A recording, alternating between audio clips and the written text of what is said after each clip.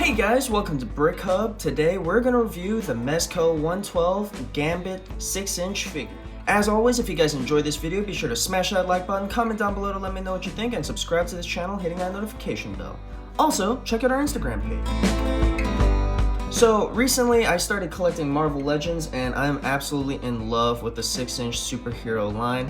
And I started to expand out a little bit further, and I discovered this brand called Mezco that makes this series called the 112 Collective. Each figure is made in the 1/12th scale, which is generally considered the 6-inch action figure scale. These figures are a little bit more than the standard Marvel Legends. This one originally retailed for $80.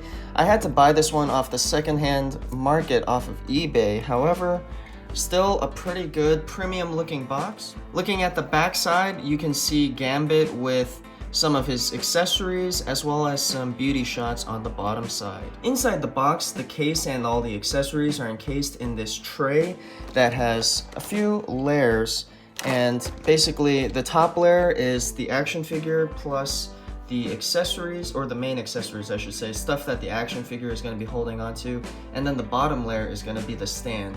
So this is Gambit finally out of the box, and I've got to say this figure looks just so good. And he's pretty dynamic as well. One of my criticisms so far is that the figure isn't as articulate. Well, it has a lot of articulation, but because of the fabric covering, it kind of restricts its movement. Each of these figures comes with one of these X-Men branded bases, and it has a foot peg that can also be pulled out to use with the posing wire, or the posing stick, I guess. He does come with multiple hands. This one is him throwing 3 cards at once, but let me show you some of the other options he has. This is probably my next favorite, I guess, hand, because it shows him just throwing 1 card, but it shows like the pink energy, which I think just looks really good.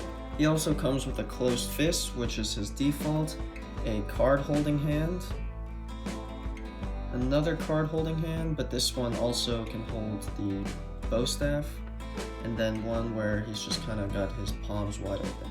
The other sides are pretty much the same, so I'll just show you some of the cards he can hold. This is 4 or 5 cards that have the energy. This is just 1 card with the energy. Here's a look at his bow staff. The lighting is a little bit harsh, so let me turn that down. But it's kind of like a light metallic blue, and I kind of like to pose him with one of the hands kind of holding it behind him like that. One thing I am not super happy about is that he doesn't have hands that can easily be widened or not, and it kind of makes me worry that some of this paint is going to have to peel off every time you put it in and out. He also comes with a set of playing cards that are not yet energized, and they have full backs as well, which I was pretty impressed by. He also does have a pretty nice detailed face. You can see some stubble, you can see his pink eyes, and the hair is kind of blown around in the wind. Here it is popped off. I'm going to kind of rotate it around so you get a better look. But he also comes with this second expression that I would say, I don't know, I mean, they both look really good, but it just doesn't look different enough in my opinion to have warranted a second face. Maybe he could have had like a screaming face or something like that, or something that's not as angry. So as far as articulation goes, he can move his legs out like that, bend them backwards. They are double jointed legs. The feet can turn, but they really can't move back and forth much, even though I can see that there is a joint there. And they really don't move out too far, despite, I think underneath it probably could handle it, but I don't think the fabric can. And his torso is actually a solid torso instead of the usual fabric covered torso, so it's a little bit less range of motion than the usual. His arms kind of go up to about here, can bend up about this much, the wrists swivel, and he really can't get to a full T shape, which is a little bit disappointing, but I understand. I mean, it's this kind of pleather with a corduroy finish. It's a pretty thick fabric. I do like the fact that there seems to be a bending wire in there, so you can kind of pose and make it look like, I don't know, you can flare it out maybe.